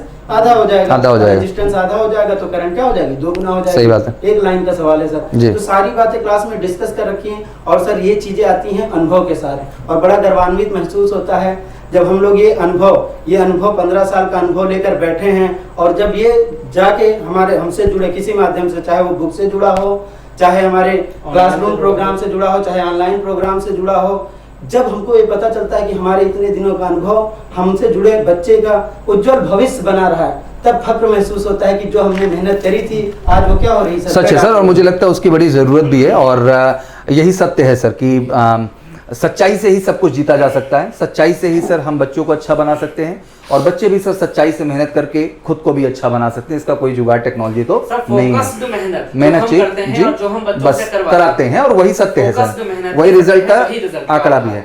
2018 सेकंड मैंने फर्स्ट का कट ऑफ आपसे डिस्कस किया था, तो आईएमए का 116 रहा, मतलब 116, आईएनए का 102 रहा, एफए का 131 रहा, बट ओटीए यहाँ जहाँ 69 हमने 2018 फर्स्ट में देखा था, तो सेकंड में इस बार 80 मार्क्स के आसपास जो है हमारे कट ऑफ का क्राइटेरिया निकल के आ गया। वहीं पहले हम बात करेंगे आपके सामने 2019 फर्स्ट की। 2019 में 116, 105, 129 मतलब आईएमए और एफए। ओटीए की बात करें 78 के आसपास रहा। वहीं 2020 मैं सेकंड की सीधा बात करना चाहूँगा आपके सामने, वहाँ पे भी कमाल का ग्रोथ देखने को आया। जहाँ हम 116, 105, 129 का क्राइटेरिया ले रहे थे, इसका एक जंप किया 2020 में, और ये 139 पहुँच गया आईएमए का पहुँच गया 134, एफए पहुँचा 152, और OTA main and women both 97 के आसपास आ गए। तो मतलब आपको ये समझना बहुत ज़रूरी हो गया है कि जिस लेवल का ड्रास्टिक चेंज देखने को मिल रहा है, ये इस बार भी कट ऑफ को कहीं ना कहीं हाई लेवल पे ले जाने की कोशिश करेगा। क्योंकि मैंने आपके सामने मोटा मोटा 2019 जो है फर्स्ट का भी रखने का कोशिश किया, और 2018 फर्स्ट सेकंड दोनों ही एलैबोरेट किया। तो सेकंड में अमूमन क्या होता है कि कट ऑफ सर अच्छा चला जाता है, क्योंकि बच्चों को टाइम मिल जाता था। उधर एग्जाम सब फैब में होता है, बच्चे थोड़े से बिजी रहते हैं, बट फैब के बाद जब उनका अगला एग्जाम नवंबर तक का होता है, तो काफ़ी ड्यूरेशन वो तय कर लेते हैं, और उस ड्यूरेशन में कहीं ना कहीं उनकी प्रिपरेशन अच्छी हो जाती है। और सर समय भी ज़्यादा मिल रहा था, क्योंकि उधर नवंबर में एग्जाम दे के बच्चे को फैब में एग्जाम देना था, और यहाँ पे क्या है कि फैब एग्जाम के बाद आपको नवंबर में एग्जाम देना था। तो इस बार भी वही हुआ है। हाँ, ये सच है कि नेक्स्ट टाइम से वो शेड्यूल चेंज हो रहा है, तो इस बार भी कट ऑफ को आप कम आंक के ना चलें किसी भी अंदर से। शेड्यूल बन रहा है वो बहुत बेहतर है, बच्चों की प्रिपरेशन बेहतर है। तो क्या अनुमान लगाते हैं श्रेयांश, बिकॉज आप तो क्वालिफाइड रहे हैं, एंड श्रेयांश के विषय में आइडेंटिफाई कर दूँ, got 131 rank for the Indian military academy, and due to medical reason कुछ कारण रहे, बट तब भी एक अनुमान हम लोग लगाते हैं, बिकॉज एज ए कॉम्पिटिटर रहे हैं। तो आप स्पेशली सीरियस के लिए रहे हैं, हम लोग तो एनडीए का यूं लगा लेते हैं बैठ के। तो सीरियस में क्या अनुमान लग रहा है कि जो है सीरियस सेकंड में जो है क्या एक्सपेक्टेशन आप करके चल रहे हैं आईएमए के लिए? सर सीडीएस 1 2020 और सीडीएस 2 2020 दोनों मैंने दिया था। जो डिफरेंस जो आप बोल रहे हैं कि डिफिकल्टी लेवल का होता है वो ऑलमोस्ट सेम ही था, बट हाँ सीडीएस 1 का थोड़ा टफ था, बट टफ इसलिए भी था कि जो आप कॉलेज का जो रूटीन बन के आता है, आपके फाइनल एग्जाम ऑलमोस्ट पास में होते हैं तो आप ज्यादा फोकस नहीं कर पाते। बट नवंबर की बात करें तो या तो आपके इंटरनल्स चल रहे थे तो आप कहीं ना कहीं आपके पास टाइम काफी ज्यादा होता है उस पर फोकस करने का। This is exactly what happened with me. Final examination थे 2020 में फर्स्ट वाले, तो I was not able to focus more on the examination of series. Right. But जैसे मुझे टाइम मिला प्लस लॉकडाउन ऑल्दो काफी बुरा था लोगों के लिए, बट स्टूडेंट्स के लिए काफी फायदेमंद हो कहीं ना कहीं, जिसको प्रॉपर्ली पढ़ने वाले बच्चों के लिए यूटिलाइजेशन हुआ, टाइम काफी ज्यादा मिल जाता है नंबर एग्जाम के लिए, तो उसकी कट ऑफ इसीलिए थोड़ी हाई जाती है कि बच्चे पढ़ के आते हैं, मेहनत करें तो सबके नंबर ज्यादा होते हैं। और सीरियस सेकंड में ये चीज देखने को भी तो मिली। यस सर, कट ऑफ काफी ज्यादा डिफरेंस था, बहुत बड़ा नंबर का नहीं था, कहीं 120 के अबव कभी आईएमए को सोचे नहीं थे, वहां वो 139 पहुंच जा रहा है। और जहां आप जो है ओटीओ को कभी इमेजिन नहीं कर रहे थे बैठ करके कि हाँ ये इस 80 के अबव भी जाएगा, वो 97 पहुंचता, तो मतलब सीधा सीधा हम 50% कह सकते हैं। सीधा सीधा 50% कह सकते हैं। तो एक बड़ा जंप था। तो क्या अनुमान चांस लगाने का चाहिए, क्योंकि सीरियस फर्स्ट तो हो चुका है। हाँ, उधर ही बच्चों को टाइम मिला था जो है 2021 फर्स्ट के लिए, क्योंकि नवंबर तक तो प्रिपेयर खुद को किया ही, तो फिर बैक टू बैक फैब भी उनको देना था। बट इधर वाले में भी इनको टाइम मिला, क्योंकि फिर से एक बार जो है अप्रैल से लेकर के जुलाई तक ये घर रहे, अगस्त तक घर रहे, और फिर इनको पढ़ने का मौका मिला है। तो क्या एक्सपेक्टेशन रख रहे हैं सर? एक्सपेक्टेशन इस बार कट ऑफ हाई जाने की है, क्योंकि क्वेश्चन जो देखिए काफी घुमा के नहीं पूछे गए, डायरेक्ट क्वेश्चन है, करंट अफेयर के वन लाइनर क्वेश्चन है, इससे सर हिस्ट्री वगैरह का ही बता रहे हैं, क्लियर क्वेश्चन है, डायरेक्ट बुक से सीधे उठा के क्वेश्चंस डाले जा रहे हैं। बस टाइम ज्यादा मिला है तो कट ऑफ डेफिनेटली इस बार हाई जाएगा। तो बच्चों को जो पेपर काफी अच्छा गया है, करीब इसका कट ऑफ जितना पिछली बार 2020 का गया था उसके अराउंड ही इस बार जाने के चांसेस ज्यादा है। चलिए, तो बेसिक जो अनुमान मेरा भी है कि ये कट ऑफ जो जाने वाला है एग्जैक्टली ये 120 से 130 के बीच हम लोग आईएमए को एक्सपेक्ट कर रहे हैं सर। एंड आईएनए लाजमी सी बात है कि 110 120, क्योंकि 10 मार्क्स का ही वेरिएशन होता है। एफए भी जो रहेगा 130 से लेकर के हम 140 के बीच एक्सपेक्ट कर रहे हैं, क्योंकि नोबडी टेल एग्जैक्ट, कोई एग्जैक्ट नहीं बता सकता।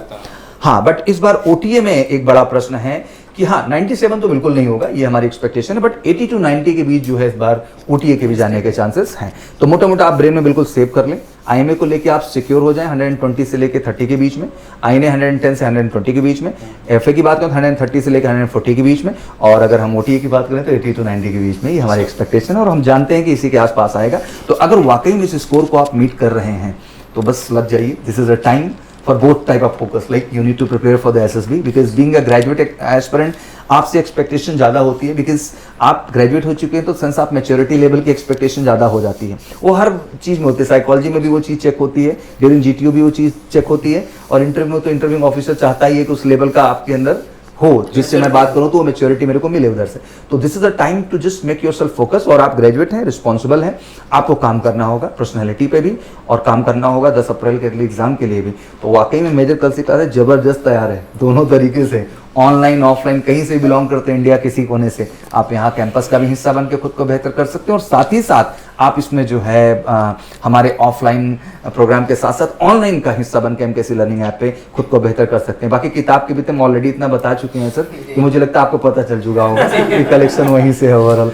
आइए सर, अब बढ़ते हैं सबसे अहम सेगमेंट की ओर। ऑब्वियसली मैथ एक बड़ा रोल प्ले करता है, और मुझे लगता है कि हर बच्चे को मैथ देना चाहिए। पर्सनली मैं ऐसा सोचता हूँ, क्योंकि आप मैथ दे के लॉस नहीं कर रहे हैं, आप मैथ दे के प्रॉफिट में हैं, क्योंकि मैथ देकर के एटलीस्ट आपने आईएमए की अपॉर्चुनिटी बढ़ाई, आपने अपनी एयरफोर्स एकेडमी की अपॉर्चुनिटी बनाई, और एक पॉजिटिव जज्बा भी होता है कि यार मेरे को फौज में, एयरफोर्स में स्पेशली फ्लाइंग ऑफिसर बनना है। वो रास्ता है कहाँ? अगर एनडीए के बाद हम बात करें तो यही एक बेहतर ऑप्शन है आपके लिए। तो लाजमी सी बात है कि ये एक बेहतर मौका होता है, और मैथ उसके लिए रास्ता तैयार करता है कहीं ना कहीं आपके लिए। और अल्टीमेट अगर आप मैथ में नहीं भी क्वालिफाई होते हैं और आप जीएस इंग्लिश में अच्छा कर रहे हैं तो ओटीए के लिए तो आपको शॉर्टलिस्ट किया ही किया जाएगा। तो मुझे ये नहीं समझ में आता कि आखिर आप मैथ छोड़ क्यों रहे हैं। सो वही एग्जांपल दूंगा, जैसे कि मेरा 2020 का सेकंड वाला 21 का फर्स्ट वाला दोनों निकला जी। अब लोग सोचते हैं कि अगर आईएमए नहीं निकला तो ओटीए भी नहीं निकलेगा, ऐसा कुछ नहीं है, बिकॉज मेरा आईएमए और ओटीए दोनों की कट ऑफ निकल के आपके साथ में दिखाते हैं। बिल्कुल, आपकी आईएमए के निकले वो भी दिखाएंगे, ओटीए के निकल के वो भी दिखाएंगे। अगर आप आईएमए मैथ्स में कहीं ना कहीं वीक रह गए फिर आपका ओटीए पढ़ा हुआ है साथ automatic. So it's nothing to lose, but आपके पास गेन करने के चांसेस बढ़ जाते हैं। इनको इस बात को ऐसे भी समझना चाहिए सियांस कि एक्स वाई में भी यही होता है कि उसमें कुछ लोग केवल एक्स दे रहे हैं, अरे चलो वाई वो इसलिए दे रहा है क्योंकि आर्ट साइड से या कॉमर्स साइड से एलिजिबल ही नहीं था, ठीक है ना, तो वो बात समझ में आती है। बट ग्रेजुएशन में तो ऐसी कोई बात ही नहीं है। हाँ, आईएमए के लिए आप नहीं है, मैं समझ रहा हूँ इंजीनियरिंग बैकग्राउंड है, बट अगर आईएमए, एफए और ओटीए की बात करें तो आप तो हैं ही एलिजिबल। तो पहले तो इस भ्रम से निकलिए। चलो गर्ल्स की रही बात, तो वो मेरे को समझ में आता है कि भाई गर्ल्स को जो है अपॉर्चुनिटी है ही नहीं आईएमए और एफए में, लेकिन उनके पास ओटीए में मौका है, तो वो नहीं कर रही, तो वो समझ में भी आता है। बहरहाल गर्ल्स को भी करना चाहिए क्योंकि कल को एफकैट भी देना है। तो मुझे लगता है कि ये जो एक माइंडसेट है, इससे भी निकलना बहुत जरूरी है। और मैथ की इंपॉर्टेंस को अगर आप ऐड ऑन कर देते हैं तो थोड़ा सा मैं जानना भी चाहूंगा कि आपने बैक टू बैक दोनों ही क्लियर किए थे, तो आईएमए और ओटीए के कट ऑफ को थोड़ा सा एनालाइज करिए, क्या था आपका, क्या आया हुआ था उस समय? टोटल जो मेरा नंबर, जो मार्क्स अभी 2020 सेकंड वाले के दिए गए हैं, अभी फर्स्ट के मार्क्स मैंने एनालिसिस किए नहीं तो उस टाइम पे, बिकॉज़ एसएसबी वगैरह थी, तो आई गॉट कोई बात, नो इशू। सो जो मेरा मार्क्स है तो 148 टोटल था जी। सो मेरी दोनों ओटी और एनडीए, ओटी और आईएमए दोनों की कट ऑफ क्लियर हुई थी जी। सो डेफिनेटली मेरा ओटीए वाला कट ऑफ भी क्लियर था, प्लस बचा वाला पोर्शन मेरा मैथ्स का था। इसी से एग्जांपल उठाएंगे, मान लीजिए इस बार कट ऑफ 90 जा रहा है, किसी ने सिर्फ ओटीए का दिया है, मैथ्स मतलब आईएमए के लिए अप्लाई किया बट मैथ्स छोड़ दिया जी। बाय चांस मान लीजिए आपका 89 पोर्शन आ रहा है इंग्लिश और जीएस को मिला के, जी जी, आपको आईएमए कट ऑफ क्लियर करने के लिए सिर्फ और सिर्फ 31 नंबर चाहिए। 31 नंबर चाहिए। तो अगर आपने मैथ्स का एग्जाम दिया, आपका बहुत अच्छा नहीं किया, आपने 35 ही स्कोर किया, फिर आपके ओटीए कट ऑफ भले ही ना निकला, आपका आईएमए कट ऑफ निकल जाएगा। एग्जैक्टली, और ये बहुत बारीक बात है, कैंडिडेट ये बात नहीं समझते हैं एक्चुअली। आपको कतई मैथ नहीं छोड़ना चाहिए। अगर आप मैथ छोड़ रहे हैं तो आप लॉस फैक्टर में जाएंगे, कोई प्रॉफिट नहीं है आपके पास किसी भी एंगल से। तो प्लीज इस बात को अंडरस्टैंड करें। अब मौर्य सर अंडरस्टैंड कराएंगे बेहतर ढंग से मैथ का रोल क्या रहा और कैसे बच्चों का परफॉर्मेंस रहा। सर देखिए सर, मैथ का रोल तो सर अपने आप में अलग ही है जी, और जो 100 क्वेश्चन पूछे गए हैं सर, इस 100 क्वेश्चन में अगर मैं बात करता हूँ सर, तो मैथ का नाम को हम जो यूपीएससी हमको देती है सर, वो देती है एलिमेंट्री मैथमेटिक्स। मुझे तो लगता है सर कब उसे एलिमेंट्री मैथमेटिक्स हटा के सर उसे एडवांस मैथमेटिक्स कर देना चाहिए। अच्छा।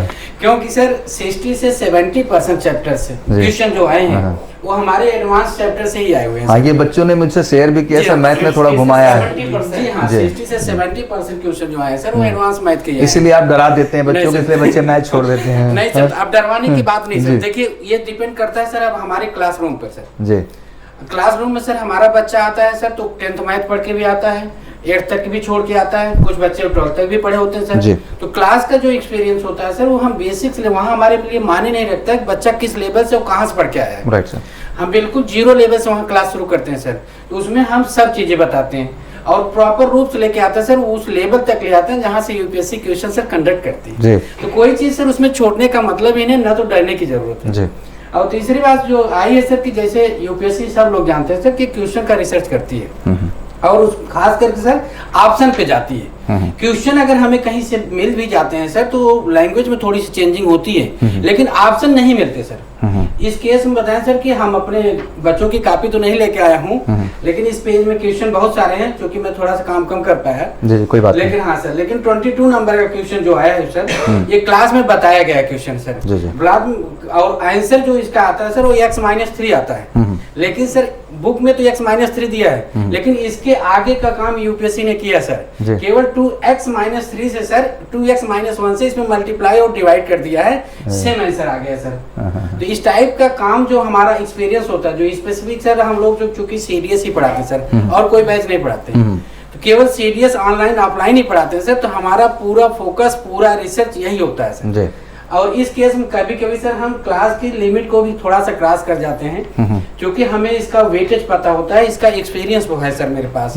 तो जब हम क्वेश्चन को बताते हैं सर, मैथ का जब स्टेप टू स्टेप हम सॉल्व करते हैं तो इसमें हमें जो मिलता है सर कि हर स्टेप के बाद जो लाइन निकल के आती है सर वो एक आंसर बन जाती है सर। इस बात का इस जो क्लास से सीधा संबंध है, क्लास करने से ही इसका रिजल्ट हमें फायदा मिल सकता है। एग्जैक्टली, भागने से नहीं होगा। और मुझे लगता है कि अर्थमेटिक या एडवांस मैथमेटिक्स की हम बात करते हैं, बड़ी खूबसूरत चीज है। अगर आप इसके कॉन्सेप्ट पे अच्छे से काम कर रहे हैं, चीजों को अंडरस्टैंड कर रहे हैं और सही से पढ़ रहे हैं और पढ़ाया जा रहा है, तब तो मुझे लगता है कोई दिक्कत है। और ये बात सीरियस तक की भी नहीं है। कल को आप एफकैट एग्जाम में बैठेंगे, कल को आप सीएपीएफ में जा रहे हैं, हम कह रहे 10 ही क्वेश्चन हो, 15 क्वेश्चन हो, बट उसके मार्क्स मायने रखते हैं। कल को आप टेरिटोरियल आर्मी जैसे एग्जाम में बैठ गए, आपके 25-25 क्वेश्चन अर्थमेटिक रीजनिंग के फिक्स हैं, आप कहां से भाग लेंगे? 50 क्वेश्चन तो वहां आएगा ही। सॉरी, कह रहा हूँ 50-50 क्वेश्चन फिक्स हैं, 50 अर्थमेटिक है और 50 क्या है आपके रीजनिंग है। आप कैसे भाग लेंगे? तो आप ये बिल्कुल ना सोचें। अहम सर की जो बात यहाँ सही लगी कि आप अगर वाकई में क्लासरूम प्रोग्राम का हिस्सा बनते हैं, ऑनलाइन प्रोग्राम का हिस्सा बनते हैं और आप एक सिस्टमैटिक ढंग से सीरियस वाली मैथ पढ़ते हैं, तो मुझे लगता है आप बेहतर कर सकते हैं सर। और सीरियस वाली मैथ पढ़ रहे हैं सर, तो ग्रेजुएट एंट्री के जितने भी वैकेंसीज हैं सर, कहीं भी एप्लीकेबल करें, Exactly. से इनका सारे काम हो जाएंगे बहुत सर। बढ़िया, बहुत बढ़िया सर। और आपको बताएं सर कि जैसे अभी हम बुक तो हम भी लेके बैठे हैं सर, हम आपको क्वेश्चन भी, पेज नंबर भी सारी बता देंगे, लेकिन मुझे लगता है सर कि छोटे मुंह बड़ी बात हो जाएगी, क्योंकि क्लास का जो स्टेप है सर हमारे सिस्टम का, यानी मेजर कलसी का जो सिस्टम है सर, जो लेक्चर डिफाइंड है सर, उसके टीचर्स का जो उसमें अनुभव सर, उसको हम सर इस बुक में नहीं पिरो सकते। बिल्कुल। उसके लिए बच्चे को हमारे ऑनलाइन और ऑफलाइन क्लास से जोड़ के वो हमारी चीजें ले सकता है। ग्रेजुएट का हर बच्चा श्योर हो जाए कि हम स्पेसिफिक है और स्पेसिफिक प्रिपरेशन की ओर बढ़ रहे हैं। Thank you Maurya sir, math को आपने डिटेल में बताया। गौरव सर, लास्ट क्वेश्चन मेरा रह गया था, क्योंकि 50 क्वेश्चन इंग्लिश का पहला पेपर और बहुत मोटिवेटिंग सेगमेंट वो होता है। अगर इंग्लिश में थोड़ा सा परफॉर्मेंस अच्छा हो जाता है तो बच्चा जीके में अपने आप रॉकस्टार के तरीके निकल के आता है और उसका परफॉर्मेंस बढ़ जाता है। तो कैप का रोल इस बार क्या रहा सर? सर 10 क्वेश्चन एंटोनिम के आए, 10 क्वेश्चन सिनोनिम के आए, 10 क्वेश्चन इडियम्स एंड फ्रेजेस के आए, क्वेश्चन हो गए 30 जी। फिर 10 क्वेश्चन आए वर्ड आइडेंटिफिकेशन के, ओके, जो हमने 2 साल पहले अपने बैचेस में इंट्रोड्यूस कर दिया था, और हमारी जो लेक्सिकन की किताब इस समय अवेलेबल है, बच्चों को दी जाती है, उसमें अलग से एक सेक्शन जुड़ा हुआ है वर्ड आइडेंटिफिकेशन। सेंटेंस दे दिया जाता है, सेंटेंस में वर्ड को हाईलाइट कर देते हैं, उसका पार्ट ऑफ स्पीच पूछते हैं। जो कुछ देर पहले मैं आपको एग्जांपल दे रहा था इंटेंसिफायर का, इंटेंसिफायर के 10 क्वेश्चन में से 7 क्वेश्चन में सर इंटेंसिफायर ऑप्शन दिया गया है। क्या बात है। टॉप ऑफ द ऑल इस बार जो क्वेश्चन आए वर्ड आइडेंटिफिकेशन के, वो कॉन्टेक्सचुअल यूज पर बेस आए। मतलब जैसे शब्द होता है while, in general while conjunction होता है, लेकिन जो सवाल पेपर में दिया गया, उस पेपर के सवाल के आधार पे जो वाइल आया, इट वाज नाउन, ना कि कंजंक्शन। तो वर्ड वोकैबुलरी के टोटल क्वेश्चन हुए सर हमारे पास 40। उन 40 क्वेश्चंस के अलावा जो फिल इन द ब्लैंक्स के सवाल आए, जैसा कि मैंने कहा था प्रीपोजिशन के 16 सवाल आए, प्रीपोजिशन और डिटरमाइनर्स इस नाम से सेट ए में सवाल दिए गए 111 से 120। नाम दिया गया प्रीपोजिशन एंड डिटरमाइनर्स, सवाल दिए गए 10, लेकिन डिटरमाइनर मतलब एडजेक्टिव और आर्टिकल का एक सिंगल सवाल नहीं, पूरे 10 के 10 प्रीपोजिशन के। और ये जो प्रीपोजिशन के सवाल ये भी ऐसे कि वर्ड पावर के बिना होंगे नहीं। तो मतलब जो 50 सवाल हमसे वर्ड पावर के पूछे गए, वाइल वाला जो क्वेश्चन मैं आपको बता रहा था सर, बच्चे लोगों ने तो एग्जाम दिया ही है, वो जानते ही हैं। Sit down and rest a while, ये सवाल था। अब इसमें वाइल को अंडरलाइन करके पूछ लिया गया कौन सा पार्ट ऑफ स्पीच है। वाइल नॉर्मल केस में कंजंक्शन होता है, इस सेंटेंस में नाउन है, क्योंकि वो फॉर द टाइमिंग का सेंस दे रहा है। और जो एंटोनिम सिनोनिम के सर टोटल 20 क्वेश्चन आए, इन 20 में से 16 क्वेश्चन हमारी लेक्सिकन में मौजूद हैं ऑलरेडी। टोटल भाषा में करीब 40 करोड़ के करीब शब्द हैं सर इंग्लिश में। इन 40 करोड़ शब्दों में से करीब 2500 शब्दों की हमने लेक्सिकन बनाई है। क्या बात है। केवल 2500 उस 2500 में से 16 सवाल हमारे मौजूद हैं। क्या बात है। तो एक स्ट्रॉन्ग बात सर ने यहाँ भी कह दी कि लाइक 20 स्पेशली एंटोनिम्स सिनोनिम्स की बात कर ले तो आपके 20 में से 16 क्वेश्चन वो जो है हमारी पर्टिकुलर बुक से रहे, और इसको हम आइडेंटिफाई करते रहेंगे टाइम जब मॉडल पेपर फिर से चलेंगे और चीजें डिस्कस होंगी। बस मैं आप सबसे ये कहना चाहता हूँ बेटा कि इस पूरे सेशन का उद्देश्य एक्चुअल में ये था समझाने का। It's not a commercial object and purpose. मैं आपको ऑनेस्ट बात बताऊं इस पे, तो ये उद्देश्य हमारा था कि जो ग्रेजुएट एस्पिरेंट है हमारा, वो बहुत डाइवर्ट ना हो। सीडीएस भी एक अच्छा करियर ऑप्शन है, और मुझे लगता है कि कोई करियर ऑप्शन अच्छा है तो एक अच्छे ऑर्गेनाइजेशन का चुनाव भी बहुत जरूरी है। और एक्सपर्टाइज हमारी स्टडी है, और हम उस पर R&D करते हैं, रिसर्च एंड डेवलपमेंट करते हैं, उसके आधार पे हम आपको गाइड करते हैं। तो हम चाहते हैं कि 415 जो एक I think good number of seats हैं आज के टाइम में, हम कहें और साल भर में कह लें तो 830 सीट्स है, और यार आपको तो केवल एक सीट चाहिए। तो आइए जज्बे के साथ सीरियस बैच का हिस्सा बनिए। जी, और ऑनलाइन ऑफलाइन हर प्लेटफॉर्म से आप जुड़ सकते हैं, और अपनी तैयारी को आपको दिमाग करके आने वाले 10 अप्रैल के एग्जाम में, 4 सितंबर के एग्जाम में बिल्कुल कमाल कर सकते हैं। तो आशा करता हूं कि आप सबने बिल्कुल इस सेशन को एंजॉय किया होगा, और हम लोगों ने बड़ी ईमानदारी से कोशिश की हर चीज को आपको बताने और समझाने का बच्चा। और बस यही कहना चाहता हूं कि फटाफट जाकर के आंसर की जरूर डाउनलोड कर लें। सीरियस 2 आंसर की 2021 आप गूगल पे सर्च करेंगे, मेजर कलसी आपको जरूर मिलेगा। और भी रास्ते हैं, मेजर कलसी क्लासेस की वेबसाइट पे भी जाके आप ले सकते हैं, और हर चीज वहां अपडेटेड है, अपलोडेड है। और बैचेस हमारी बिल्कुल स्टार्ट हो चुकी हैं तेजी के साथ, और आज से ही हम लोगों ने इंट्रोड्यूस कर दिया है। तो 15 से लेके 20-25 तक आपके पास ऑप्शंस हैं, आप बैचेस को ज्वाइन करें, क्योंकि ये जर्नी जितनी जल्दी स्टार्ट होगी सफलता उतनी जल्दी मिलेगी। तो कहते हैं कि सही समय पे शुरुआत ही जिंदगी की आधी जीत क्या कर देता है, तय कर देता है। वो समय सही शुरू हो चुका है। तो बिल्कुल स्वागत है आप सबका मेजर कल सी क्लासेस के ऑफलाइन ऑनलाइन दोनों प्रोग्राम, जिससे जुड़ के अपनी तैयारी को अप टू दिमाग करके अपनी सफलता आने वाले एग्जाम में सुनिश्चित करें। और जो बच्चे कट ऑफ को क्लियर कर रहे हैं, जो मैंने अनुमान दिया है, प्लीज आप एसएसबी पे भी साथ साथ फोकस करो। जब एसएसबी की बात आती है तो मेजर कल सी परिवार बिल्कुल तत्पर है हर तरह से। One of the best team India के लिए करके, जहां आपके एक्सपर्ट साइकोलॉजिस्ट हैं, जीटी ऑफिसर हैं, इंटरव्यूइंग ऑफिसर हैं, और उनकी पूरी team, that mean Kamal Thakur sir हैं, कैप्टन एसके सर हैं, कर्नल जुनेजा सर हैं, ग्रुप कैप्टन पांडे सर हैं, पूरी एक्सपर्टाइज टीम आपके साथ काम करेगी और आपको उस लेवल पे डेवलप करेगी कि आप एसएसबी में भी अपनी सफलता सुनिश्चित कर पाएंगे। क्योंकि मुझे लगता है कि एसएसबी गाइडेंस भी कोई मास ट्रेनिंग का प्रोजेक्शन नहीं है, ये इंडिविजुअल फोकस की चीज है। तो लाजमी सी बात है, मेजर कल सी क्लासेस इकलौता ऑर्गेनाइजेशन इंडिया में जो एसएसबी पे रियल ग्राउंड से लेकर के इंडिविजुअल इंटरव्यू से लेकर इंडिविजुअल एनालिसिस पे काम करता है और आपके व्यक्तित्व को अप टू द मार्क करता है, जिससे आप अपनी सफलता सुनिश्चित कर सकें। Thank you so much, it was a lovely session with all of you. Even I enjoyed a lot, तो I hope they will also enjoy. इन्हें भी मजा आया होगा और पता चला होगा एग्जाम बहुत बड़ी चीज नहीं है, बस एक सही गुरु और सही टीम की जरूरत, वो मिल जाए तो बेहतर हो सकता है। तो बिल्कुल आपके साथ एमकेसी टीम है। Thank you so much, wish you all good luck. फटाफट स्वागत है एक बार फिर से एमकेसी परिवार में। जय हिंद, जय भारत।